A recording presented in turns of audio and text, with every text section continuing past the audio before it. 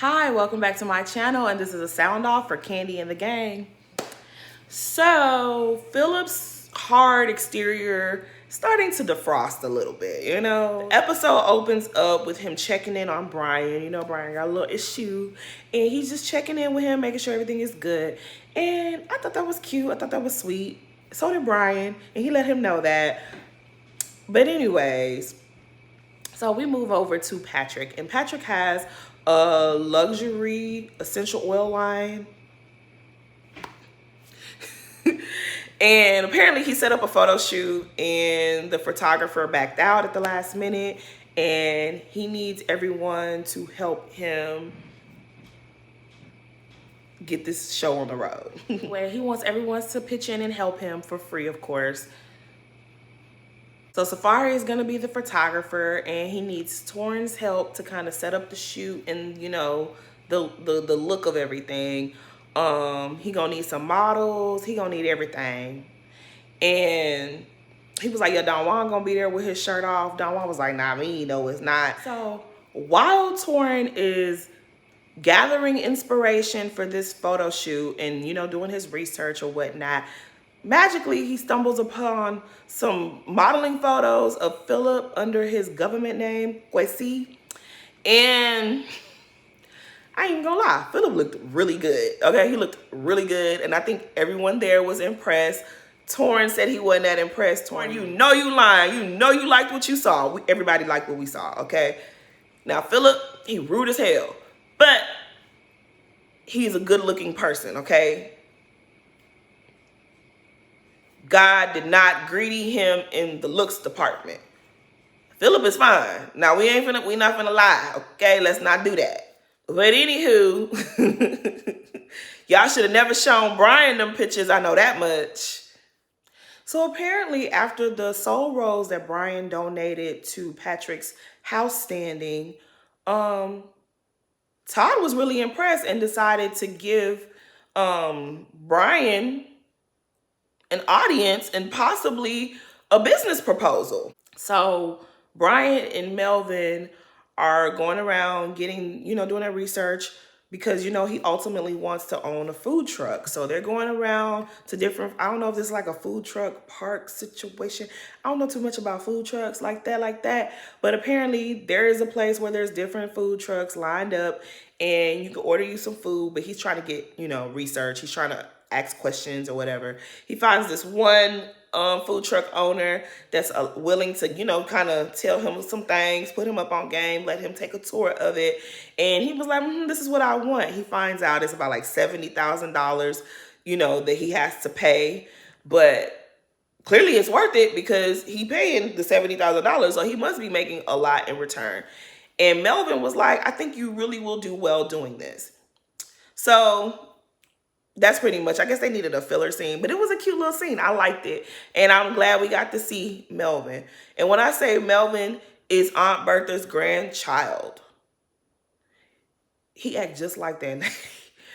Melvin kind of cute. Anyways, how you doing, Melvin? Hi. So it's the day of the photo shoot, and Torrin is setting up for Peau Confiance. Side note, somebody on Twitter, I think she's a French girl from Canada, and she was letting Patrick know that he is pronouncing it incorrectly. It's supposed to be Peau, not Pooh, but Peau. But child, that's the name of it. See, Kandi, you out of order because you got all this advice from Marlo. You shading Marlo on her business and her business making money.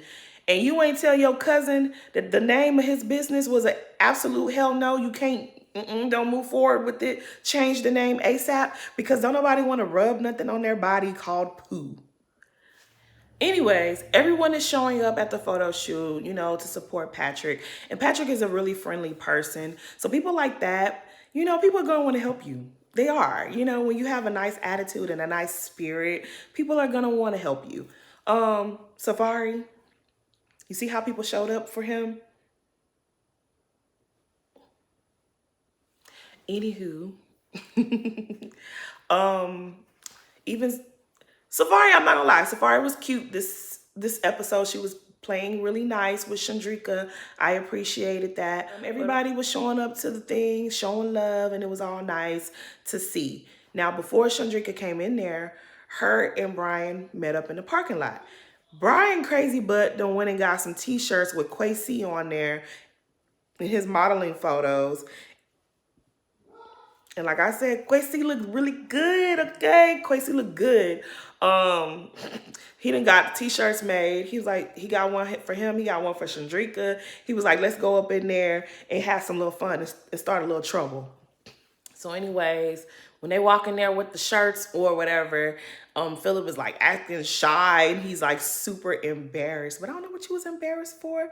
You know you need to be proud of them photos. You looked really good, okay? You looked good. I don't know what you was acting shy about. So it's a new day, and Dawan, Philip, Kandi, and Todd are interviewing new bartenders because everyone knows that Dom is going on tour with Rick Ross, and they're gonna need people to make some drinks. So everything is going all right, I guess. And then one of the candidates shows up drunk, and she happens to be Philip's sister-in-law. Now, Philip, you get a lemon for this. I can't let you slide on this one, Philip. You get a lemon because you have been Mr. Professionalism and Mr. Stick Up the Behind. And you brought your sister-in-law. This is how she represented you. Not only was she drunk, the girl was cuckoo. Someone right with Miss Ma'am. I don't even remember her name. Something was not right with her. You've been talking all this professionalism, riff-raff rubbish, and you bring her in. This is who you would hire. This is who you would hire, Philip. You know you tried it. You know you tried it. And then he gonna say in his confessionals, the same way everybody be looking out for family, I'm gonna do the same thing. Philip, you out of order. You are out of order. I'm starting to like you, but I'm still gonna call your ass out. You are out of order because what was that? Like, not only was she drunk, she's a little touched. She like looked like she talked to the aliens. She be sitting outside talking to the aliens. That's what something's going on with the girl. Something ain't right. You brought her there, and she's an extension of you, and you are proud to present her and say, this is my sister-in-law. I would have been like, I don't know that girl. I would have sent her home. I would have sent her home. I would have lied. I would have said some type of catastrophe took place and she was not able to make it. There's no way we would have gone through with this interview. She looked a mess. I hope this was production's rubbish. I hope that production set this up. I hope this was another scheme that Todd set up to come to us with the nonsense, because you could not be serious. But anywho, I mean, homegirl was just, yeah, she went all the way there. And it was not only the liquor. There was liquor involved, yes. But there was more going on there than just a drunk woman. Anyways, it's a new day. And Todd goes over to Brian's house to see his presentation for his soul roll food truck.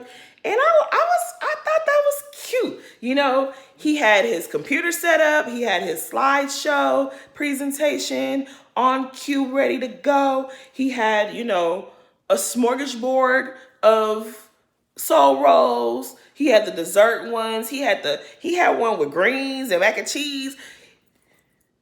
I was here for Brian, okay? I was here for Brian. His presentation was good, okay? Todd loved everything he tried. And so apparently he was impressed. But my only issue with Todd is he wants, I don't think this little business partnership relationship, I don't think it's gonna work. I ain't trying to be negative, but I don't think it's gonna work because Brian has one vision and Todd wants to change the whole damn thing. Talking about, we're not even gonna do a truck. I could put you in a location right now. But he want a food truck, Todd. He don't want you to come and change what he has in mind.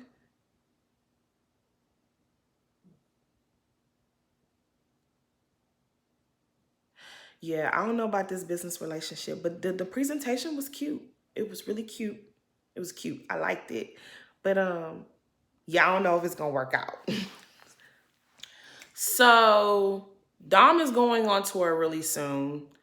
And Torin decides to set up a little going away event for everybody. Her friends, I think, are in town. So they meet up and they're doing the new thing where it's like I don't even know what to call it, but where they pedal the little, y'all saw the episode more than likely. They doing the little cart trolley thing where they're pedaling as they're taking shots and drinking and having a good old time. And it was real cute. It was really nice. This particular scene got me in my feels just a little bit. Dom shares a story of how she met her one friend that was visiting, and she said her mom had a cold that turned into walking pneumonia, and her mom passed away when she was 14.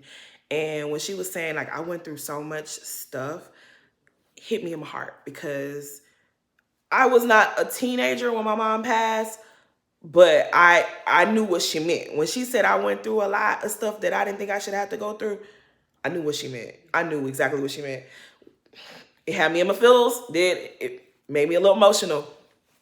And now I really want, like, I already wanted her to win. I already was rooting for her, but I'm really rooting for her now, because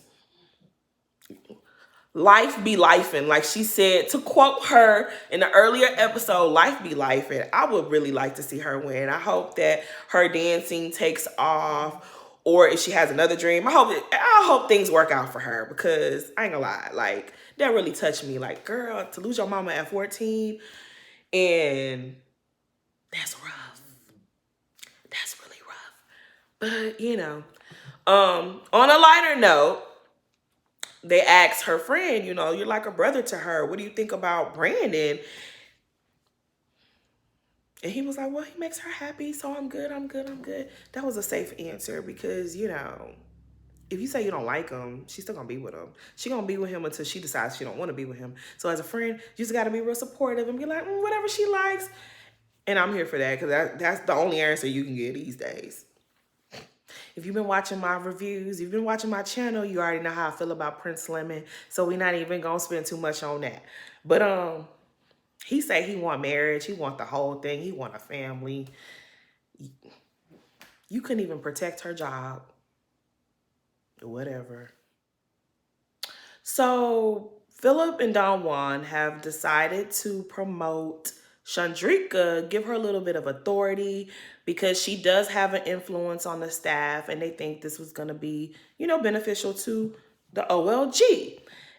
But before they give her the good news, they decide to prank her a little bit, So they make her feel like she's coming in because she's done something wrong and they're trying to terminate her. And she was like, I ain't do none of that. Nope. Well, your dress code was off. Nah, my dress code wasn't off. Like, Chandrika, you all right with me? She was like, y'all got me fucked up. Like, pretty much y'all got me fucked up. And so they were like, well, we want you to sign this. She's like, I'm not signing it. Well, turns out, Chandrika, you're not getting fired. You're actually getting promoted. And it comes with a little pay raise. So good job for you, Chandrika. But that was a cute little scene. And Philip lets her know, like, yeah, this was get back for the Quasi shirts. I told you I was going to get you back. And this is what it is. It was cute. They have really come full circle because we all know that Chandrika was not feeling Philip, and Philip wasn't here for her either. He wanted homegirl fired. And now look at y'all. Good job. So in this last scene, child, they really trying to show us the Safari and Patrick relationship, and I guess it's cute, whatever. Patrick wants to meet up with Safari's father because he wants to ask, for her hand in marriage. And so they meet up at this golf thing, which I thought was awkward. I understood he was saying how Safari has met everyone in his family, but he's never met her parents because Safari takes things like that a little bit more serious.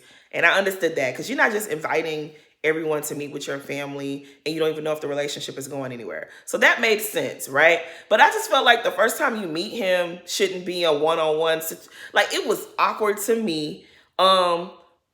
Daddy got as much personality as his daughter.